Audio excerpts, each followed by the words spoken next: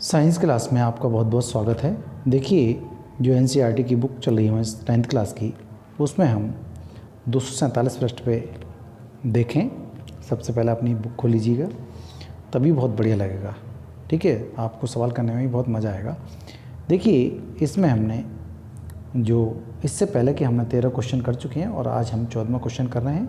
14 के बाद जितने भी क्वेश्चन हैं मैं समाप्त करने की कोशिश करूँगा और हो सकता है आप साथ दें तो समाप्त हो ही जाएगा। ठीक है, और जैसा आपको बहुत अच्छा लगता है तो आप अपने साथियों को भी वितरण शेयर करें इस वीडियो को, तो बहुत अच्छी बात है। ठीक है, ऊपर वाला आपको भी दया करेगा। ओके, क्या है आज का पहला क्वेश्चन है, निम्नलिखित परिपथों में प्रत्येक में 2 ओम प्रतिरोधक द्वारा उपभुक्त शक्तियों की तुलना कीजिए। क्या है, 2 ओम की प्रतिरोधक की शक्ति है, मतलब इनमें भी 2 ओम होगा और इसमें भी 2 ओम होगा, ये है और इसमें भी 2। तो जो शक्ति निकलेगी क्या है, 6 वोल्ट की बैटरी से संयोजित 1 ओम तथा 2 ओम श्रेणी क्रम में संयोजन है। यहाँ श्रेणी क्रम में संयोजन कर लें, और इसमें 4 वोल्ट की बैटरी से संयोजित है तो 12 वो ओम है, और दूसरा है 2 ओम का पार्श्व क्रम संयोजन है। तो हम दोनों को संयोजन करेंगे पार्श्व क्रम में, तो देखते हैं किस तरह से होगा ये क्वेश्चन। चलिए बोर्ड पे ही करते हैं तो ज़्यादा बढ़िया लगेगा। देखिए, इस क्वेश्चन को हम देखते हैं तो V बराबर 6 वोल्ट दिया है और R1 बराबर मान लेते हैं कितना दिया है, इसमें 14वां सवाल है 1 ओम दिया है, 1 ओम, और R2 बराबर दे रखा है 2 ओम। तो यही देखना हमें 2 ओम की शक्ति। ओके, उसने ये कहा। और दूसरे वाले सवाल में, ये पहला सवाल है इसका 14वें का पहला, और दूसरे सवाल में क्या दिया है, V बराबर तो दे रखा है 4 वोल्ट। ओके, और R1 की वैल्यू दे रखी है इसमें 12 ओम, और R2 की वैल्यू दे रखी है 2 ओम। तो हमें यही चीज़ देखनी है, ये इसकी शक्ति क्या होगी और इसकी शक्ति क्या होगी, हम तुलना करके देखते हैं। क्योंकि ये कैसा है, पार्श्व क्रम है, ये तो है पार्श्व क्रम, और ये कौन सा है, श्रेणी क्रम। तो श्रेणी क्रम में संयोजन क्या होगा, देखें प्रतिरोध कितना हो जाएगा कुल, RS, R1 प्लस R2। तो R1 कितना हुआ, 1 प्लस 2 अर्थात कितना हो गया, 3 ओम, तो इसमें हो गया। ओके, तो इसकी धारा निकाल के देखें कितनी होगी, V/R, ये ओम का नियम है ना, ओम का नियम से लगाते हैं। कैसे, V की वैल्यू 6 है और R की वैल्यू टोटल आ गई हमारे पास 3 दूनी 6। देखें अभी मैं बताता हूँ क्यों निकाल रहा हूँ मैं इसमें, ये हो गया एम्पियर। देखिए यहाँ समझने की बात है, इसको श्रेणी क्रम में देखें, श्रेणी क्रम में मैं आपको चित्र बना दूँ जल्दी से, तब समझ में आएगा। देखिए, ये मैंने बैटरी लगा दी एक, और ये हो गई आपकी, चलिए की भी लगा लीजिएगा, हो गए, ये हो गया 1 ओम और ये हो गया 2 ओम। तो हम जानते हैं कि यहाँ पर श्रेणी क्रम में धारा का मान नहीं बदलता है, परंतु विभवांतर तो बदल जाएगा। हर एक रेजिस्टेंस में विभवांतर बदलेगा, यहाँ का विभवांतर अलग हो जाएगा, यहाँ का विभवांतर अलग हो जाएगा। तो फिर क्या हुआ, विभवांतर अलग हुआ, तो इसका मतलब P की वैल्यू भी अलग अलग निकल सकती है। जानना है नहीं निकालना। अब मैं क्यों लगा रहा हूँ, मैं दूसरा चित्र बनाऊँ तभी आपको समझ में आएगा। यहाँ लगा देते हैं, ये दोनों समांतर क्रम में, मतलब पार्श्व क्रम में। ओके, तो ये पार्श्व क्रम है, मैं चित्र बना के दिखा रहा हूँ आपका, ताकि आपको आइडिया लग जाएगा। एक तो दे रखा है 12 ओम और एक दे रखा है 2 ओम। देखिएगा इसमें हुआ क्यों ऐसा, आप जान रहे हैं कि यहाँ पर B की वैल्यू नहीं बदलेगी और यहाँ पर I की वैल्यू नहीं बदल रही है। ओके, चलिए कुंजी लगा लीजिए यहाँ पर।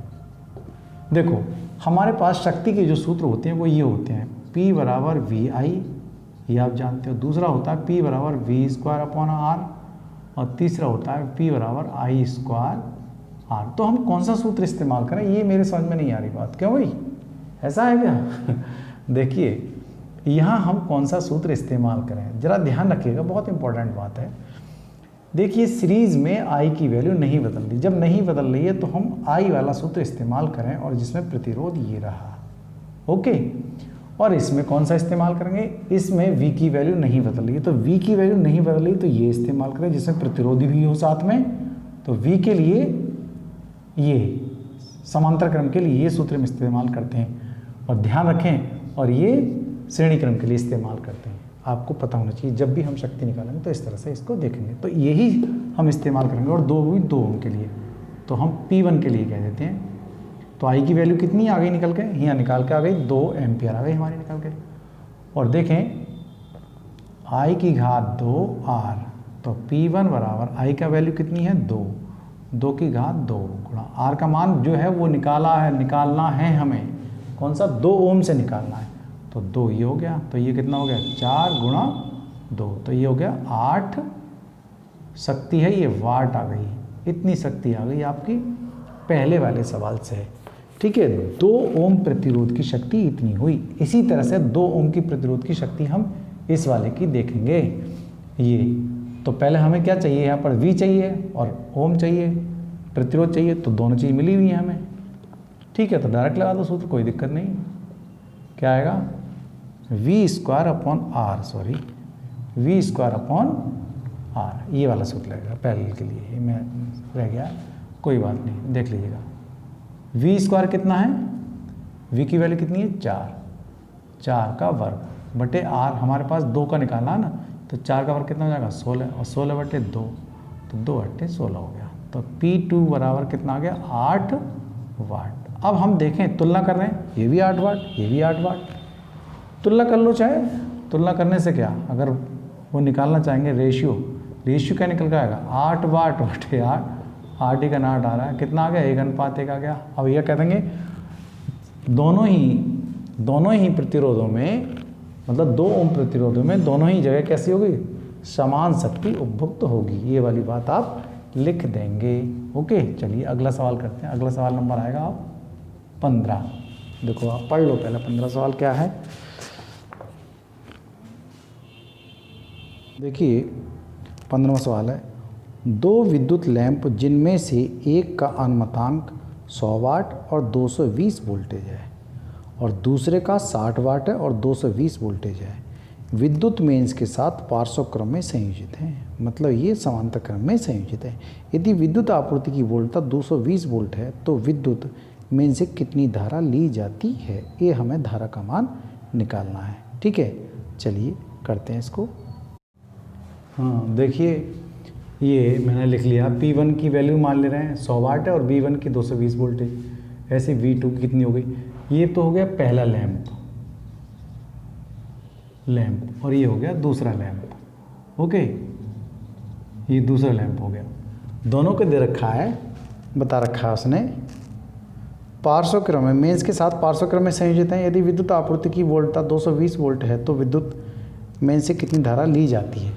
देखिए यहाँ सीधा सीधा सवाल है कि P1 बराबर V1 और यहाँ से I1 कर लें, क्योंकि पार्श्व क्रम में है तो हम जानते हैं, देखो दोनों धाराओं के मान अलग अलग होंगे, और जब दोनों धाराएं होंगी तो क्या करूँगा मैं, निकाल के इसकी और इसकी दोनों की जोड़ दूंगा। I1 कितना आएगा, I2 कितना आएगा, वो हम टोटल I के बराबर कर देंगे। बस इसका आंसर ऐसे भी है, पार्श्व क्रम में है, ठीक है नहीं, तो पार्श्व क्रम में तो हम जोड़ ही सकते हैं। P1 के मान कितना दे रखा है 100 वाट और V1 220 वोल्टेज, और I1 की वैल्यू हम निकाल लेते हैं। तो I1 कितना हो जाएगा 100 वाट बटे 220 हैं, भाग कर लेंगे तो क्या आ जाएगा, 22 को किससे भाग करेंगे, काट लो जरा, 2 1 2 2 2 5 10, कितना 11, 5 को 11 चौक 44, कितना आ जाएगा 6 दशमलव लगा हुआ, 11 पंजे 55, तो यही कह देते हैं 0.45 एम्पियर। ये तो होगी पहले लैंप की, और दूसरे वाले लैंप की देखना चाहेंगे तो क्या आएगी, देखो P2 बराबर V2 I2, इसके द्वारा कितनी विद्युत धारा ली जाती है। तो ये हो गया 60 वाट और ये हो गया V2 220 वोल्टेज वही है 220। ओके, I2 निकाल लेंगे, 60 बटे 220 बराबर I2, इस 0 से 0 कैंसिल कर देते हैं, 2 एकम 2, 2 3 6, तो कितना 11 से काट लो 3 के लिए, दशमलव लगा, 11 दूनी 22 हो गया, 8 हो गया, दशमलव लगा 11 7 77 हो जाएगा, 3 हो जाएगा, 0 लगाओगे 11 दूनी 22 फिर ही आ जाएगा। चलिए इतनी छोड़ दीजिए। तो IT कितना मान आ गया 0.27 एम्पियर। देखो एक धारा तो हमारे पास ये है पहले लैंप की, और दूसरे लैंप की धारा ये है, और दोनों ही समांतर क्रम में जुड़े हुए हैं, पार्श्व क्रम में, तो धाराओं के मान अलग अलग होते हैं हम जानते हैं, लेकिन कुल धारा कितनी हो जाती है, कुल विद्युत धारा, कुल विद्युत धारा कितनी जाएगी, I का मान I1 प्लस I2 हो जाएगा। I1 तो दे रखा हमारे पास 0.45 और ये दे रखा 0.27, तो कितना हो जाएगा 7 5 12 और 3 4 7, ये हो गया 7 5 12 हो गया, ये हो गया आपका, इतनी एम्पियर धारा लगेगी। ओके ठीक है, उतारिए फटाफट सवाल को, फिर देखते हैं अगला सवाल करते हैं। देखिए 16वां क्वेश्चन है, किसमें अधिक विद्युत ऊर्जा उपभुक्त होती है, 250 वाट का टीवी सेट जो 1 घंटे तक चलाया जाता है, और दूसरा है 120 वाट का विद्युत हीटर जो 10 मिनट के लिए चलाया जाता है। दोनों में देख लेते हैं, ये 1 घंटे चलाया जाता है टीवी और ये 10 मिनट चलाया जाता है हीटर। अब देखते हैं किस में उपभुक्त ऊर्जा ज़्यादा होगी। ठीक है, चलिए करते हैं सवाल, देखते हैं। ये क्वेश्चन नंबर है 16, इसमें दे रखा है वाट P1, ये तो है टीवी और ये मैं हीटर कह देता हूँ। ओके, ये हीटर की वैल्यू हम उधर रखेंगे, टीवी की वैल्यू इधर रख देते हैं। कितना दिया है, वाट दे रखा है 250 वाट का टीवी, 250 वाट, और टाइम कितना दे रखा है इसमें, ये चलता है 1 घंटे, 1 घंटा। ओके, और ये P2 दूसरे की वैल्यू रख देते हैं P2, ये दे रखा है हमारे लिए 120 वाट, 120 वाट, और जबकि टाइम इसका है 10 मिनट। बस यहीं पर गड़बड़ है, ये इसको भी हम घंटे में चेंज कर ले रहे हैं, तो क्या हो जाएगा 10/60, ये भी घंटा हो गया। ओके, अब हम वैल्यू रख देते हैं। जानते हैं कि ऊर्जा जो होती है वो क्या होती है, उपभुक्त ऊर्जा, उपभुक्त ऊर्जा, उपभुक्त ऊर्जा क्या हो जाएगा,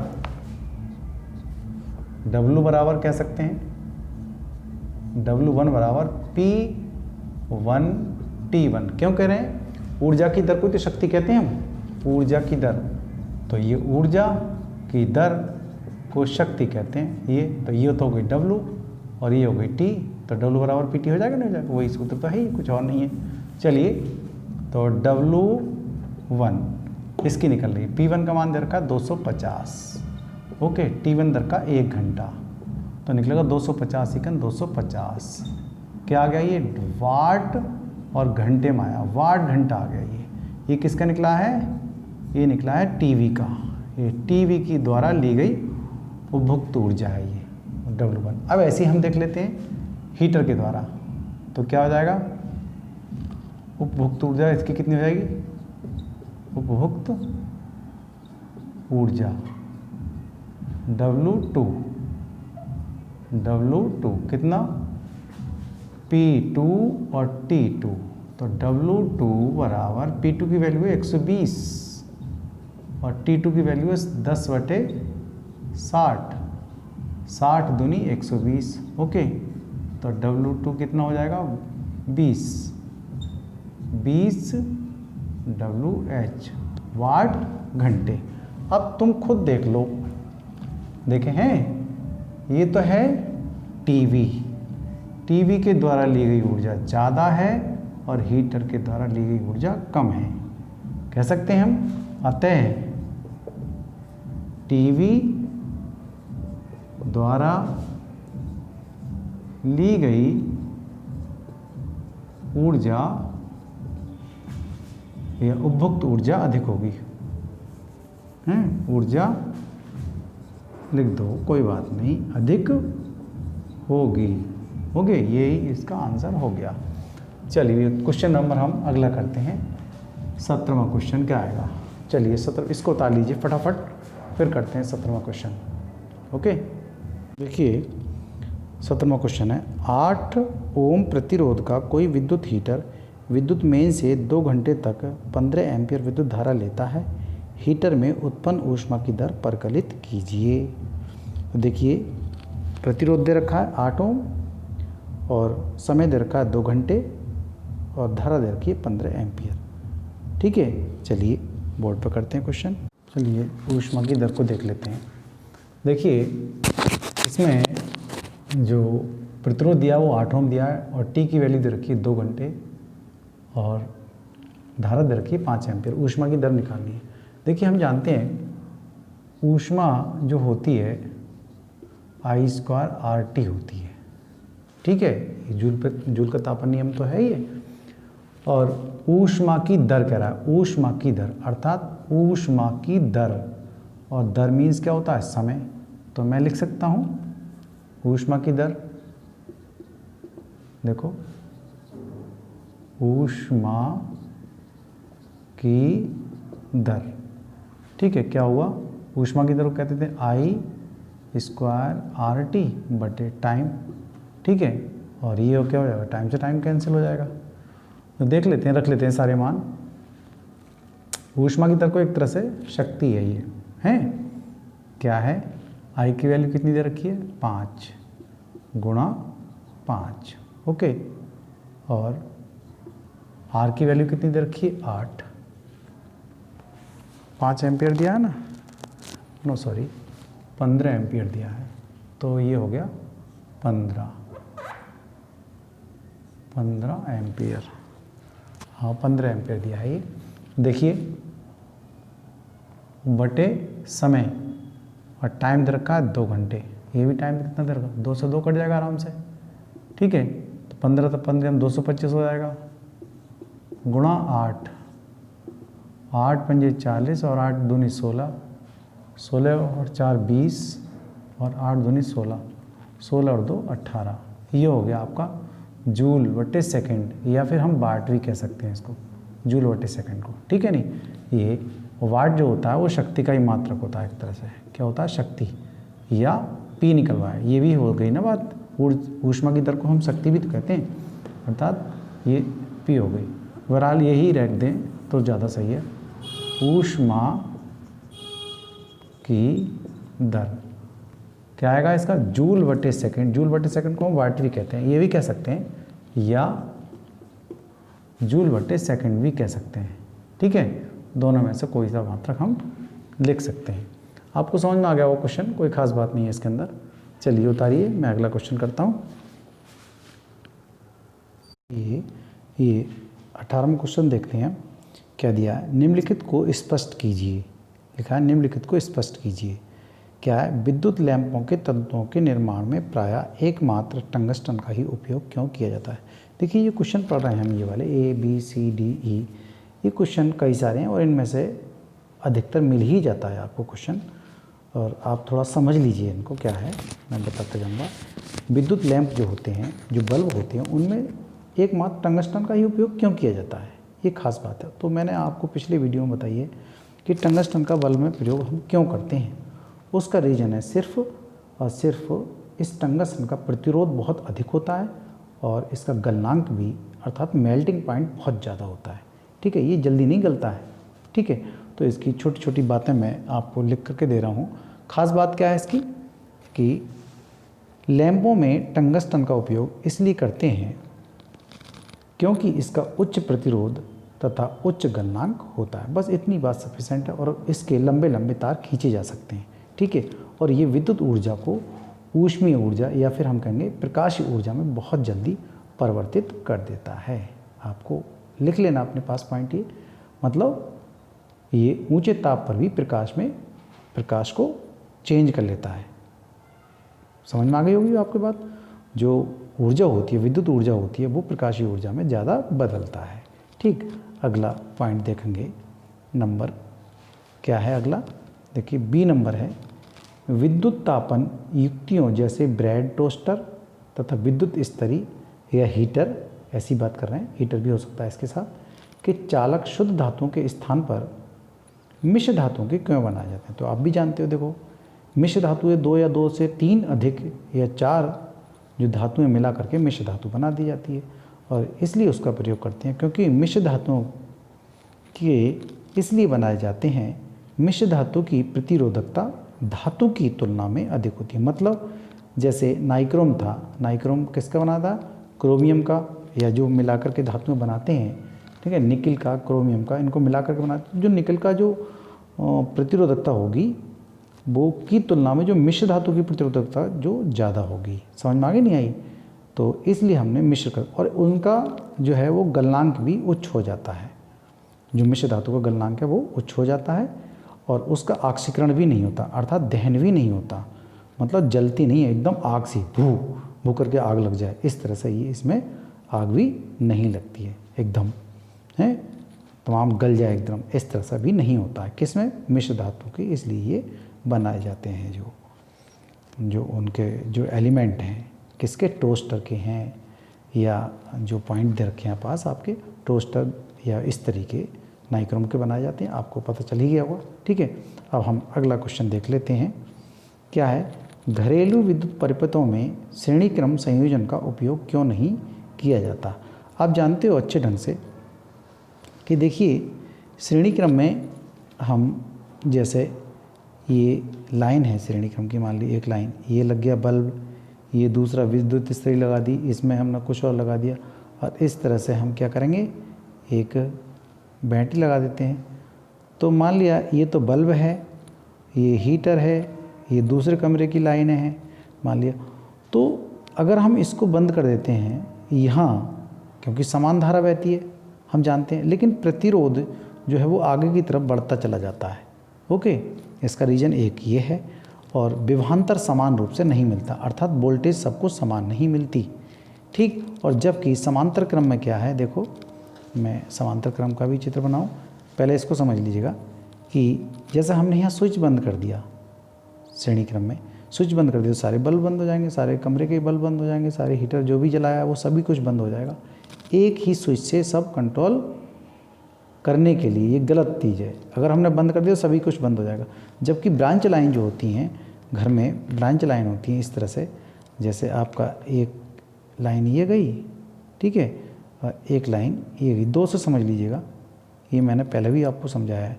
मान ली ये हमारे पास ये बैटरी है, और ये इस तरह से, ठीक है, ये तो क्या हुआ कि यहाँ से अगर हम, ये इसका स्विच होगा, ये इसमें धारा अलग होगी, इसमें धारा अलग होगी, क्योंकि इसका विभव अलग होगा, सॉरी इसका विभव तो और इसका विभव समान है, ठीक है, ये समान है।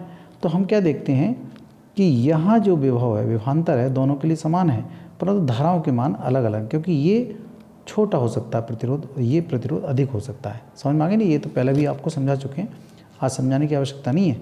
इसलिए यहाँ पर जो समांतर क्रम में कमरों में लाइट या घरों में लाइट बिछाई जाती है, ठीक है, तारों का संयोजन किया जाता है। चलिए अगला पॉइंट इसका देख लेते हैं, क्यों कर रहे हैं ऐसा मैं आपको बताऊं। श्रेणी क्रम में इसलिए नहीं करते क्योंकि प्रतिरोध बढ़ता जाएगा, एक यंत्र खराब होने से सभी बंद हो जाएंगे। ओके, ये बात आप पहले भी हम बता चुके हैं आपको ये, और समान रूप से विभवांतर प्राप्त नहीं होगा, मतलब वोल्टेज श्रेणी क्रम में क्या होगा, अलग अलग होगा, और जबकि समांतर क्रम क्या है, अगर पूरे घर में एक कमरे में लाइट कैसी आ रही, दूसरे में कैसी आ रही, तीसरे में कैसी आ रही, ये हम विभवांतर पर डिपेंड करता है कि सब में समान ही आती है।